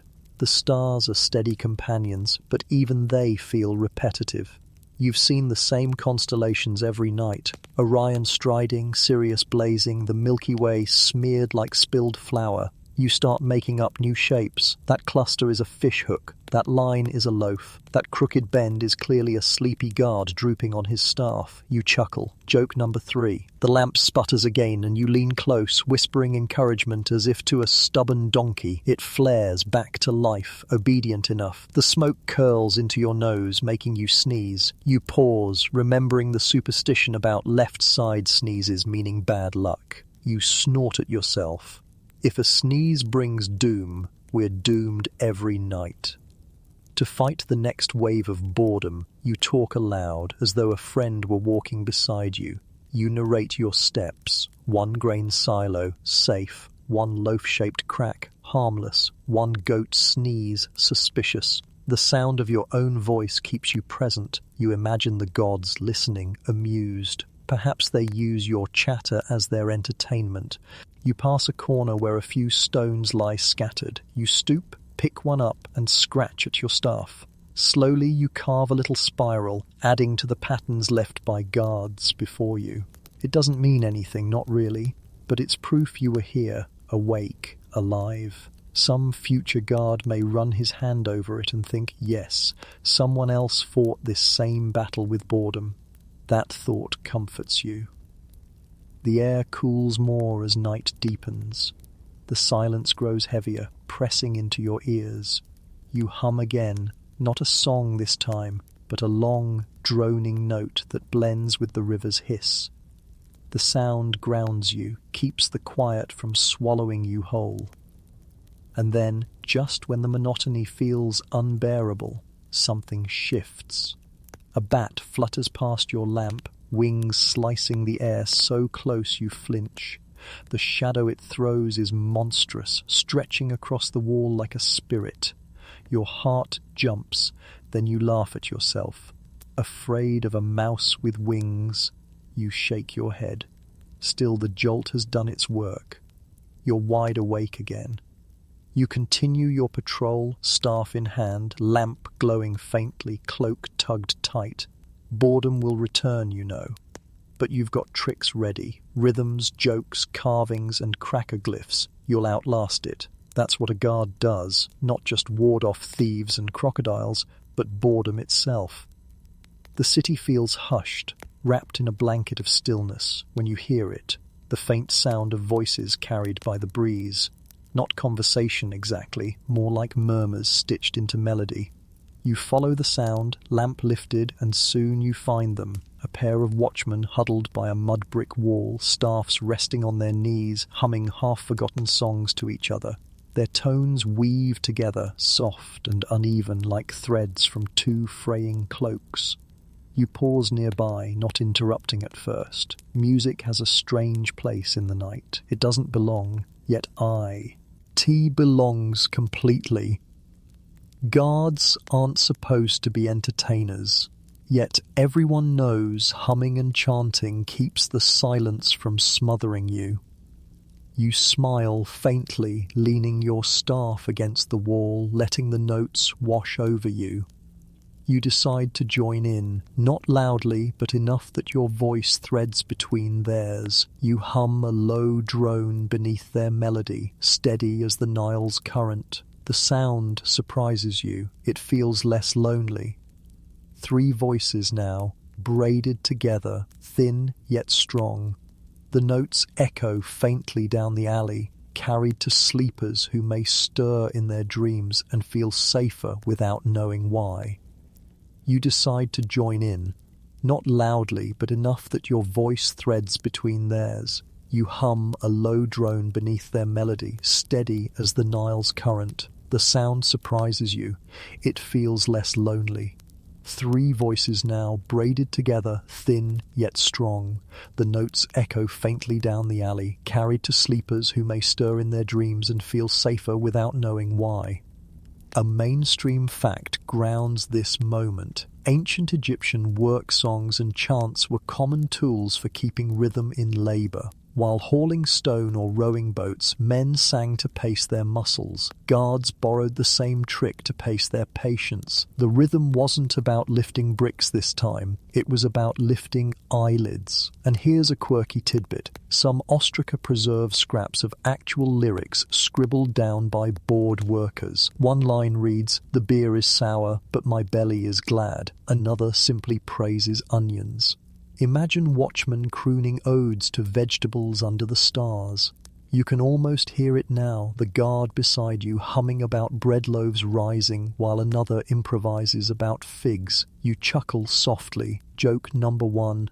If the gods judge us by our lyrics, the afterlife will smell like onions. Historians still argue whether these guard songs were structured, ritual chants, or just spontaneous mutterings to fill the air. Some say guards had official verses invoking gods of protection. Others believe they made up nonsense just to stay awake. Tonight, the truth is clear. Nonsense. Nonsense reigns. The 2 men are mumbling words you can't quite catch, punctuated by quiet laughter when one stumbles on a rhyme. You decide to join in, not loudly, but enough that your voice threads between theirs. You hum a low drone beneath their melody, steady as the Nile's current. The sound surprises you. It feels less lonely. 3 voices now, braided together, thin yet strong. The notes echo faintly down the alley, carried to sleepers who may stir in their dreams and feel safer without knowing why. One guard grins at you, teeth flashing in the lamplight. "Your pitch is crooked," he teases. You shrug. "So is my staff. Both still work." That's joke number 2. Laughter ripples softly between you, careful not to wake the houses. The song drifts into a chant, words clearer now. Something about Ra's bark crossing the sky, something about night turning to day. It isn't polished, but it feels ancient, as though generations of bored men have passed it down. You wonder if the same tune echoed by the river 1,000 years ago, sung by guards whose bones now rest beneath the very earth you stand on. Your lamp flickers, throwing their shadows huge across the wall. For a moment, the outlines of 3 guards swell into giants, singing over the city. You whisper half seriously, "See, even the shadows keep watch with us." Joke number 3. The others nod solemnly, then grin. The chant fades, leaving only silence again. Yet it's a softer silence now, like a blanket laid after the fire dies. One guard stretches, groaning softly, then rises to continue his patrol. The other follows. You collect your staff, adjust your cloak, and walk on, but the echoes of the song linger in your chest. The night feels different afterward, less empty, more alive. You realize that songs are more than boredom's cure. They're proof that men walked here, voices weaving through the dark. Ness, refusing to let silence have the last word. You hum again, alone now, carrying the thread forward, not for entertainment this time, but for memory, for company, for proof. Your humming trails off as you reach the administrative quarter again. This part of the route always brings a different kind of tension. Not the creeping fear of crocodiles or jackals, but the stiff weight of paperwork waiting to pounce. You can almost feel the eyes of scribes even though they're asleep. Their scrolls are sharper than swords. Their ink strokes can cut deeper than your staff. You stop at a doorway marked with painted hieroglyphs. A small office by day, silent now. Inside are papyrus rolls, brushes, and jars of ink. It looks harmless, but you know too well how dangerous those tools can be. The scrolls don't lie, but the men who write them sometimes do. A guard who dozes even once risks his name being etched into a disciplinary record, a blot that follows him like a curse. A mainstream fact steadies you. Egyptian scribes were meticulous in keeping records, especially of labor and discipline. Surviving ostraca list fines, punishments and reprimands for workers and guards alike, absent without reason, asleep while on watch, failed to report. Each note became official memory, far heavier than the fleeting offense itself. And here's a quirky tidbit. Some scrolls show guards punished not just for sleeping but for snoring. Imagine being written into history for the crime of breathing too loudly. You smirk, imagining a scribe bent over papyrus, quill scratching. Guard X, ears like a donkey, startled all of Thebes with his thunderous nose. You chuckle, joke number 1. Historians still argue whether these punishments were fair warnings or harsh examples meant to scare others. Did men actually lose their livelihoods for one mistake, or were records exaggerated? Either way, the threat was real enough to keep you awake long past comfort. You picture one of those scribes by lamplight, brush in hand, yawning while he writes down your fellow's laziness. Ay my, it's an irony not lost on you. The man recording your sleepiness is fighting his own. Who punishes him when his head droops? The gods, perhaps, or maybe no one. You resume walking, lamp casting its glow across the plastered walls. At one corner you see actual graffiti left by some bored hand, a crude sketch of a man sprawled, mouth open, snoring. Next to it, a smaller figure with a stick raised high. The joke is clear. Fall asleep and you'll be beaten awake. You laugh softly, tracing the outline with your finger. Joke number 2. Graffiti never lies. Your staff taps against the cobblestones. You recall hearing stories of guards who bribed their fellows to look the other way while they napped. A jar of beer traded for an hour of silence. But bribery was risky. If the scribe found out, both men could end up on the same scroll of shame. You shake your head. The silence of sleep costs too much in this profession. Your lamp flickers low. You pause to refill it, careful not to spill oil on your sandals. The flame flares again, steadying. You whisper to it, "Don't betray me, or I'll be the next papyrus anecdote." Joke number 3. The brazier smoke from earlier still lingers faintly, drifting along the alley. You inhale and let it settle in your lungs. It reminds you of the scroll room, sharp, dry, serious. You picture the walls lined with names, some forgotten men recorded only for mistakes. A grim immortality, to live forever in reprimand. The night presses on. You think about your own name, scratched somewhere in a scribe's hand. Guard, present on duty. Simple words, but they matter. Not glory, not praise, just proof you existed. You stayed awake, you did the job. You resume your patrol.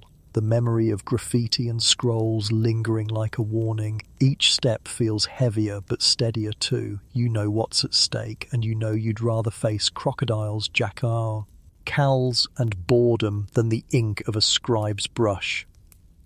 So you keep walking, lamp high, staff firm, eyes open. The scrolls will not have your name tonight. The road bends away from the scribe's quarter, and soon you're in softer country. The city thins into scattered huts, gardens and pens. The air smells different here, less of smoke and grain, more of earth turned by hoes, of goats, of onion stalks hanging to dry. You know you've reached the border villages where the city gives way to fields and the Nile's mud. Your lamp lights narrow lanes between small houses. These are simpler than the ones in the heart of the city, walls patched with reeds, roofs sagging under palm fronds. Yet they feel warmer somehow. The families here are closer to their work, closer to their animals, closer to the gossip that never quite sleeps. You know from experience, a guard here is more a listener than a fighter. A mainstream fact grounds the scene. Rural settlements along the Nile were tightly knit, with neighbours sharing tools, ovens, and even animals. A guard posted in such places wasn't just a sentinel, he became a kind of node in the gossip web, passing tidbits from one family to another. Officially, you protect the people. Unofficially, you keep them entertained with news. And here's a quirky tidbit. Ostraca from workers' villages sometimes contain jokes or nicknames, proof that humour travelled through the night just as quickly as warnings. Imagine standing watch outside a hut, only to have an old woman whisper, "Did you hear what so-and-so's goat ate today?" You grin at the thought. Joke number 1. Tonight's crimes: 1 missing loaf, 1 drunk husband, and 1 very guilty goat. Historians still argue whether guards in rural hamlets were fully part of the city's official watch or if they were just local men pressed into duty. Some evidence suggests both. Formal guards posted at times of tension, locals filling in when things were calm. Tonight you wonder which you are, professional guardian or neighbour with a staff. A donkey braa whiz loudly, startling you. You raise your staff instinctively, then sigh when you realise it's just an animal complaining about nothing. From a hut nearby, a sleepy voice scolds, "Hush, or I'll sell you to the next caravan." The donkey falls silent. You chuckle. Joke number 2. Even the animals fear market day. You move on, lamp catching glimpses of daily life left behind. A wicker basket propped against a door. A hoe leaning against a wall, clay jars set in rows, mouths covered with cloth. Nothing looks valuable to a thief, yet everything here is priceless to its owner. You know that if anything were stolen, a goat, a jar of beer, it would be the talk of the village for weeks, and the guard who missed it would never hear the end of it. You pause by a low wall where 2 women sit wrapped in shawls. You wonder why they're awake at this hour. Then you hear it, the steady click of hands shelling beans. Their baskets are half full, their fingers moving automatically, their whispers rising like a secret tide. They glance at you, smile faintly, then return to their work. You nod back, careful not to interrupt their rhythm. The sound of shells dropping is its own kind of watch song. A little farther on, a group of boys sit in the dust, heads close together. At first you think they're gambling, but then you see they're drawing lines with sticks, scratching shapes into the earth. One notices you and freezes. You lean on your staff and say quietly, "Go home before your mothers notice." They scatter instantly, leaving behind crooked lines like half-finished maps. You smile. Joke number 3. The thieves of tomorrow start their training early. You walk past gardens now, patches of onions, leeks, maybe chickpeas. The smell is sharp, earthy, grounding. You remember how wages often came as rations, how an onion was more valuable than a coin. Guards joke about onions all the time. But you know they keep bellies full, keep families steady. You glance at the stalks swaying in moonlight and feel oddly reassured. The border village feels alive even at night. Dogs bark, babies cry, donkeys grumble, women whisper, boys scatter. It's not danger you're watching for here. It's the pulse of life itself, making sure it keeps beating without interruption. Your lamp is lower now, the oil nearly gone, but you press forward, staff tapping softly against the earth. Somewhere behind you, the bean shells still click into baskets. Somewhere ahead, a goat coughs in its sleep. You realize you are not just guarding walls or temples tonight. You are holding the fragile boundary between work and rest, day and night, gossip and silence. And the thought makes you smile. It is not glory, but it is enough. The hush of the border village lingers behind you, but as you draw closer to the city center again, the quiet begins to crack. At first it's faint, drums thumping far away, the rise and fall of laughter on the breeze. Then, as you turn into a wider street, you see it. Lanterns swinging, voices rising, shadows dancing against the mud brick walls. A festival night. You sigh. Festival nights complicate everything. Your orders don't change. You still patrol, still guard, still keep the peace, but the line between duty and revelry blurs fast. The beer flows freer than water, and people who are harmless by day turn into stumbling tricksters by moonlight. A mainstream fact steadies your step. Egyptian festivals often stretched late into the night, celebrating gods with music, food, and parades. Priests led rituals, but ordinary people turned them into excuses for feasting. Beer jars were emptied by the hundreds, and dancers filled courtyards until dawn. Guards were expected to hover at the edges, making sure joy didn't tip into chaos. And here's a quirky tidbit. Records suggest some guards were fined for joining the parties instead of policing them. Imagine a scribe writing, "Guard found drunk, singing." Praises of Hathor, staff missing, sandals misplaced. You grin at the thought. Joke number 1. Lose your staff, lose your dignity, lose your sandals, lose your job. You approach cautiously. The street ahead glows orange with torchlight. A drum beats steadily, thump thump, joined by the clatter of hand cymbals. Women in saffron and teal dresses sway, arms raised, bangles glinting. Men clap along, some with garlands of reeds slung around their necks. Children dart through the crowd, chasing each other with clay cups. It's chaos, but joyous chaos. Your fellow guard is already there, leaning on his staff with a tired expression. He catches your eye and mutters, "We're shepherds tonight. Not of sheep, but of drunks." You chuckle. Joke number 2. At least sheep don't sing off-key.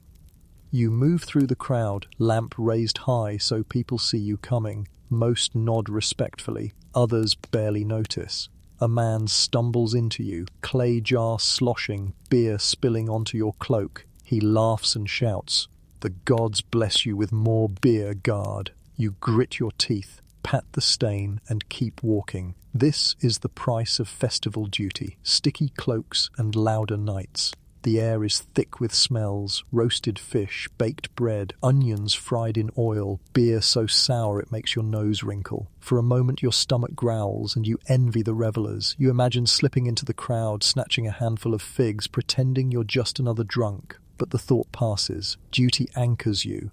Historians still argue whether guards kept order during festivals by authority or by blending in. Some say their presence deterred trouble. Others think they relied on familiarity, chatting with neighbours, guiding them home gently rather than punishing. Tonight you see truth in the latter. You're not frightening anyone into obedience. You're nudging, steadying, redirecting. A scuffle breaks out near a food stall. 2 men argue over a clay plate of fish, voices rising, hands waving. You step in quickly, staff held sideways, not as a weapon, but as a barrier. "Enough," you say, firm but calm. Both men glare, then laugh, realizing the absurdity of nearly fighting over a half-chewed fish. They stagger off, arm in arm, still muttering, but the danger dissolves. You shake your head. Joke number 3. The gods protect us from crocodiles, but who protects us from fish?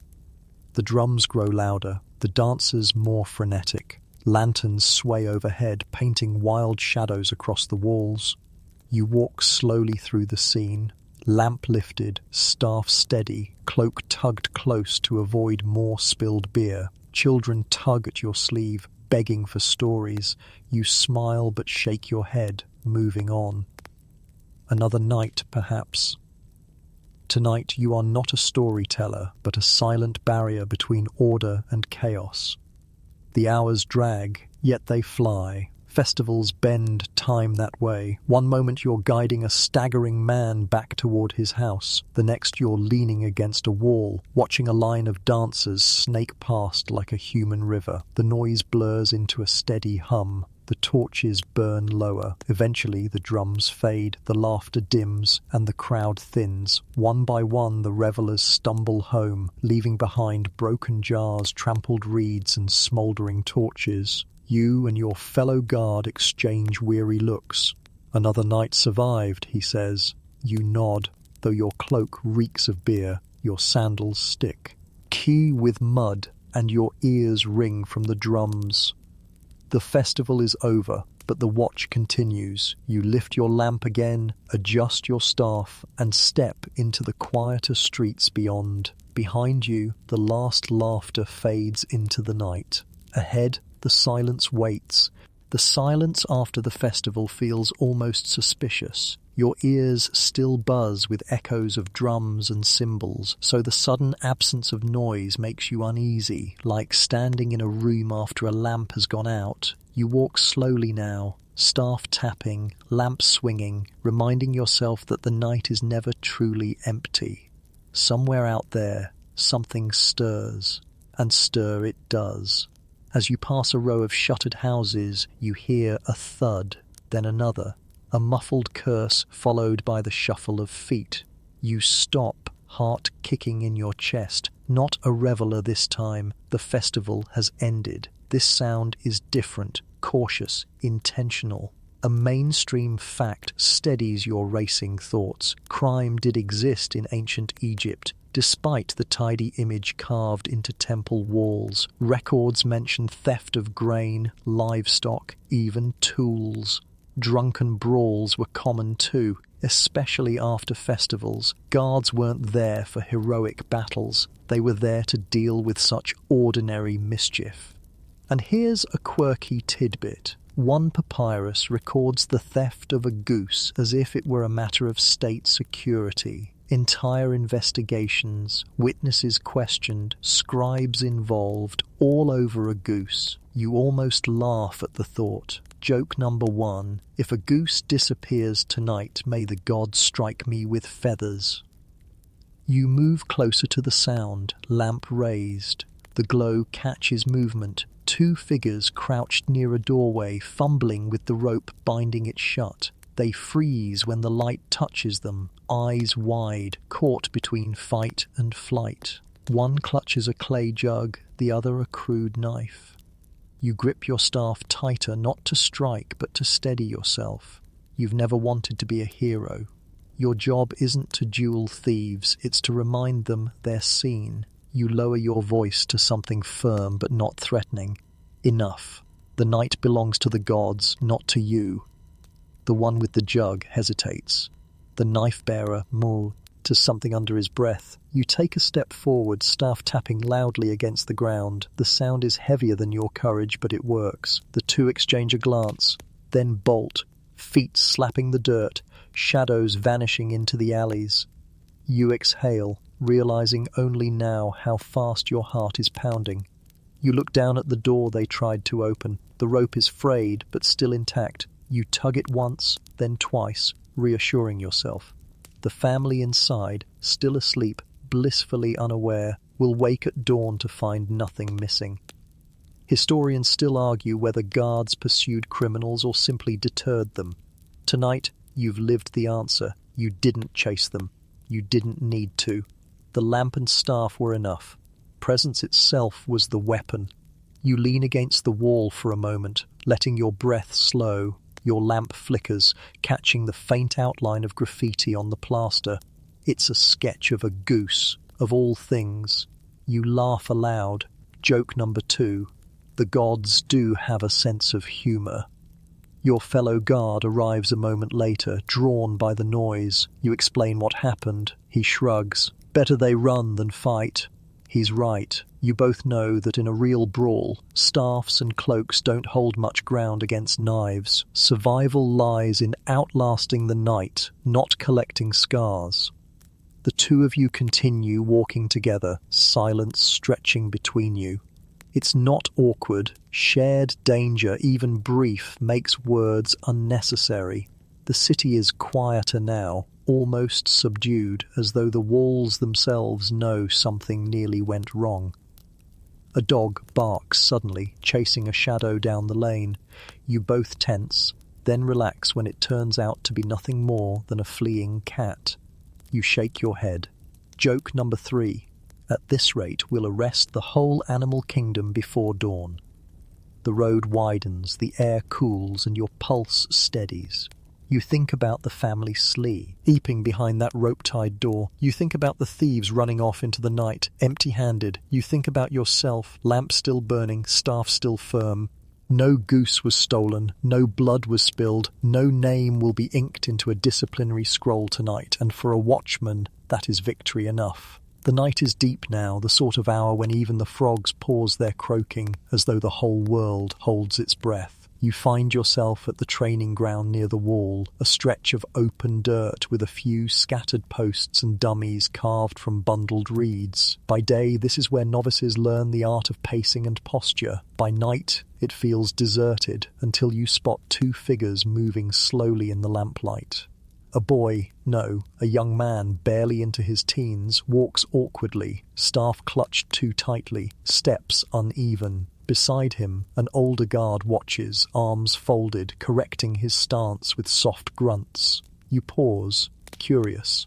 Training doesn't stop when the sun sets. In fact, nights like this are the true tests. Anyone can stand tall in daylight. It takes another kind of courage to march through darkness with only a lamp and your nerves. A mainstream fact steadies you. Ancient Egypt had structured apprenticeships. Sons often followed fathers into trades, scribes, craftsmen, guards. Training wasn't just about skill, but about discipline, passed from one generation to the next. Guarding required endurance more than strength. Staying awake, staying steady. That was the real craft. And here's a quirky tidbit. Records mention guards punished for panicking at ordinary night sounds. Owls, goats, even falling pottery. One ostracon describes a novice who mistook a pot for a thief. You grin at the memory. Joke number 1. May the gods forgive the thief shaped like a clay jar. The older guard barks softly. Not like that. Step slower. Listen. The boy tries again, pacing in rhythm, staff hitting the dirt with a dull thud. His shoulders hunch, but his eyes are wide, scanning every shadow. You remember your own first nights, how eerie owl looked like a ghost, every rustle like a thief's hand. You want to tell him it never really goes away, that fear becomes an old companion you learn to live with. But you stay silent. That lesson, he must find himself.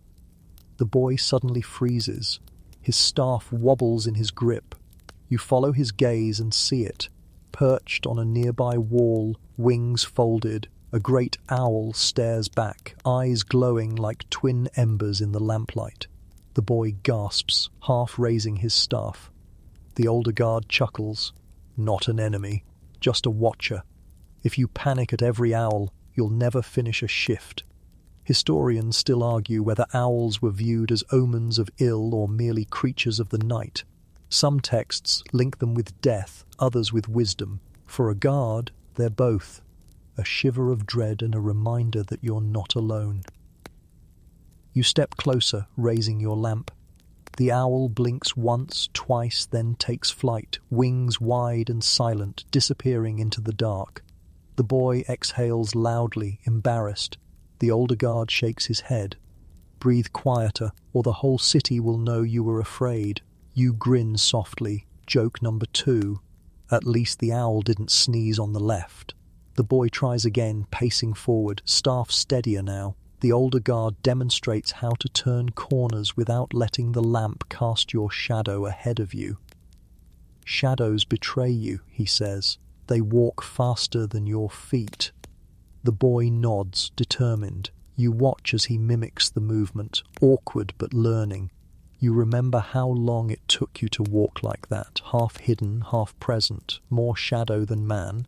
The training ground is quiet except for their steps and your lamp's hiss. You realize that this moment, simple, forgettable, is the seed of centuries. Without novices, the night would be unguarded. Each boy, fumbling with a staff, becomes a man steady with one. The line stretches back to guards long gone and forward to guards not yet born.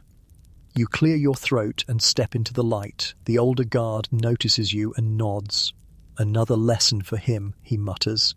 He gestures toward you. "This one's walked more nights than you've had dinners. Watch his steps." You shrug, but you walk a few paces anyway, slow, even, staff tapping lightly in rhythm with your sandals. The boy watches intently, copying. His movements are clumsy, but his eyes are sharper now. You pause, turn to him, and say softly, "The night isn't empty. It's full of sounds, shadows, and your own thoughts. Don't fight them. Let them walk with you." He nods, though you're not sure he understands yet. Understanding comes later, after too many hours alone with the lamp. The older guard claps the boy's shoulder. "Enough for tonight. Even shadows sleep eventually." They head back toward the huts, the boy clutching his staff like a prized relic. You watch them go, then glance at the wall where the owl had perched, empty now, silent. You laugh quietly to yourself. Joke number 3. If the boy survives owls, he'll survive anything. The lamp feels lighter in your hand as you resume your patrol. The training ground fades behind, but the memory lingers. You realize you've just seen the future of your trade stumble through its first steps, and for once the thought doesn't tire you. It steadies you. The night continues, but now it feels less lonely. Somewhere a boy has learned to pace the dark. Somewhere another watchman has begun his endless walk. The path winds back toward the heart of the city, where the streets are wider, the walls taller, and the air feels heavier with the weight of history. You know this part of the patrol doesn't hold more danger than the others, but it always feels different. The silence here carries questions not from the living, but from the future. And you can't help but think about them, especially on the longest nights. You stop at a corner where a fallen column lies half buried in sand, a relic from some earlier age. The carvings are faint, worn smooth by time and weather, yet they whisper of stories once told loudly. You crouch beside it, lamplight skimming its surface. A falcon, a loaf, a crooked staff, maybe a record of a man like you, maybe a prayer that someone like you would keep watching forever. A mainstream fact steadies your mind. Historians today still debate the true importance of guards in ancient Egypt. Some argue they were crucial, the thin line that kept theft and disorder at bay. Others suggest they were little more than ornament, visible presences, meant to reassure, not real protectors. The truth, like the carvings, is worn down and unclear. And here's a quirky tidbit. In one ancient story, a scribe mocked guards by saying they were statues with sandals, present but immobile, seen but useless. You grin at that. Joke number 1. If I'm a statue, then at least I'm the only one that yawns. You continue walking, staff tapping, lamp bouncing golden light across the plastered walls. The debates echo in your head, like voices of men who haven't been born yet, arguing over whether you mattered. It's a strange thought that centuries from now, scholars might be shrugging at your existence. Were they useful? Were they not? Meanwhile, you are here, sweating, yawning, sneezing, keeping real families safe. Historians still argue about another point too, whether guards were respected or ridiculed. Some tomb inscriptions praise them as loyal servants. Others barely mention them. Perhaps both are true, depending on the night, depending on the guard. You wonder which memory you'll leave behind. The man who stayed awake, or the man who once tripped over a goat. You pause near a shrine carved into a wall, offerings left behind in clay bowls. The bread has gone hard, the beer flat, but the faith lingers. You raise your lamp, studying the figures painted above. Ra, Sobek, Hathor, guardians greater than you, divine protectors who never tire, never falter. And yet here you are, a mortal echo pacing in their shadow. You mutter quietly, "If I'm useless, why do they need me too?" That thought sticks with you as you resume your walk. The night is quiet, but your mind is noisy. You imagine debates echoing across centuries, professors in distant halls, students scratching notes, arguing whether you and your fellows deserved your bread and beer. You want to shout across time, "Come walk one night with me, then decide." You stop again, resting your staff against the wall. Your lamp flickers. You tilt it, feeding it a drop of oil, steadying the flame. You whisper to it as though it were one of those distant historians. Write about this, how hard it is to keep a flame alive when the night wants to swallow it. Joke number 2. The flame steadies bright again. You lift the lamp, smiling faintly at your own silliness. Maybe the scholars aren't wrong to debate. Maybe the whole point of your job is invisible, hard to measure. The truth is, most nights nothing happens. Most nights your greatest victory is boredom. How do you carve boredom into stone? How do you praise a man for preventing what never occurred? You think back to the thieves earlier, the family still safe behind their rope tie.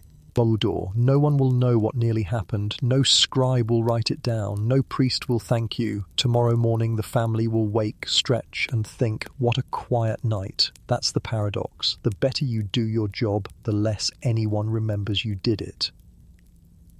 Historians still argue whether that kind of invisibility means you were irrelevant. You argue silently that it means you were essential. Quiet is proof of success. Silence is your monument. You chuckle softly at your own grand thought. Joke number 3. Maybe I'll demand a statue of myself yawning just to confuse them. The night is nearly gone, but you keep pacing, thoughts buzzing louder than footsteps. You feel the weight of past, present, and future pressing in. The living asleep in their homes, the dead whispering from the column, the unborn scribbling about you in dusty halls. You grip your staff tighter, hold your lamp higher, and keep walking, because whether you are statue or sentinel, ornament or necessity, tonight the city sleeps. And it sleeps because you are here. The sky is paling at the edges when you notice it, the faintest silver seam on the horizon spreading like spilled milk across the black. Dawn is coming. Relief flows through your body, heavy and sweet, the way honey melts on the tongue. You've walked through shadows all night, and now the light itself comes to relieve you. You stop at the edge of the riverbank, staff digging slightly into damp earth. The Nile looks softer now, less like a threat and more like a mirror. The crocodiles are gone, or perhaps they've simply sunk back into deeper water, waiting for the next night. The reeds sway gently in a breeze that smells faintly of wet clay and fish. Your lamp sputters, the oil nearly gone. You let it burn low, no longer afraid of the dark. The darkness has done its worst. Boredom, whispers, thieves, owls, crocodiles, drums, and drunken fish fighters. You face them all, and you're still standing. A mainstream fact steadies the picture. Egyptian guards often ended their shifts at dawn, dismissed to rest as the city woke. Fresh men took over, or sometimes none at all if the day seemed calm enough. The changing of the guard was less ceremony, more necessity. One weary man went home, another took up the lamp. And here's a quirky tidbit. Some records suggest guards were permitted a final ration at dawn, a cup of beer to mark the end of duty. Imagine sipping thick, sour brew while the sun climbs, knowing you've earned every drop by simply staying awake. You almost taste it now. Joke number 1. Beer at dawn, the breakfast of survivors.